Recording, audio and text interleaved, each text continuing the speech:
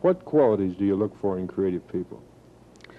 Well, mostly in creative people, I look for a deep insight into human nature, because I think the real basis for persuasion is to understand what motivates a man.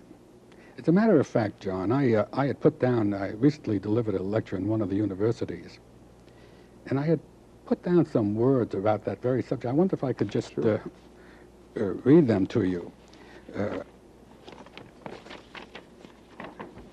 What I had said was that the writer is concerned with what he puts into his writing. The communicator is concerned not just with what he puts into a piece of writing, but with what the reader gets out of it. He therefore becomes a student of how people read and how they listen.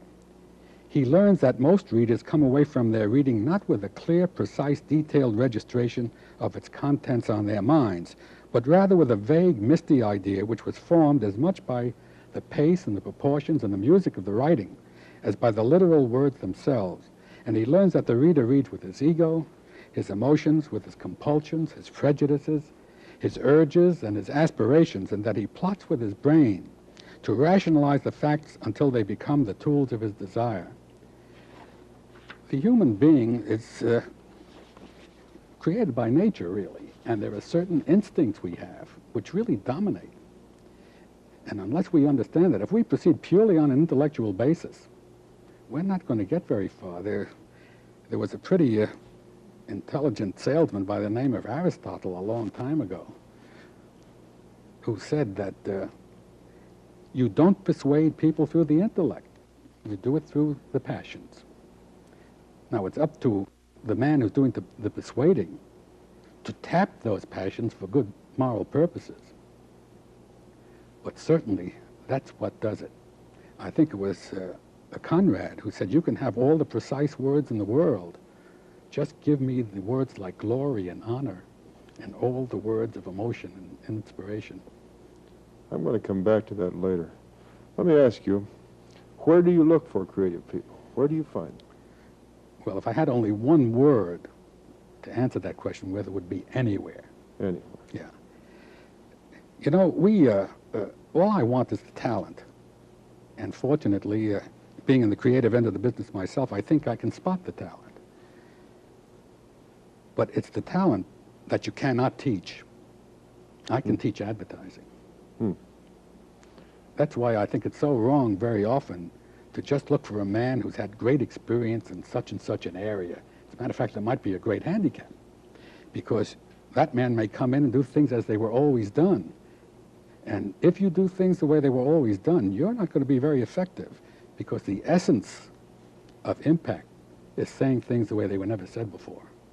Let me ask you, I have the impression that most of the creative talent at Doyle Dane Bernbach is homegrown, that you've hired young people and trained them. Is that right? That's precisely what happened. I have several great creative people who came from the most unlikely places in the world. One came to me originally from a place called Broadway Maintenance with a dog-eared little folder he had done. But I spotted a freshness in his putting together of words, in his concepts. He became Bob Levinson, who was one of the great creative directors. I took Phyllis Robinson, who was our first copy chief, out of the promotion department of an agency, and she wasn't considered good enough at that time to be in the national department. I know of no one who's better than Phyllis Robinson. We don't have the proper standards in picking our creative people. We have to go by symbols, and you know, symbols can get you in trouble. I love to tell that story, true story. It appeared in Science magazine about this great experiment when 8 very, very intelligent men were put into several mental institutions. They were very sane men, but the experiment called for putting them down as schizophrenics. And the purpose of the experiment was to find out how long it would take the staff to discover that they were normal people. Well, you know, it wasn't long before the real inmates of the institute suspected that these were real sane people. But the doctors, during the entire stay of these normal people, never suspected. Now, what happened there was that word schizophrenics became a symbol They're conditioned. And The they were doctors are conditioned by the Word. So you have to be very careful about Let me ask you a knowledge. question. Is academic background important in creative people? No. I think it's a help, Mm-hmm. but I don't think it's vital. I don't think that you teach art. I don't think that you teach persuasion. I think all you can teach is knowledge. Mm.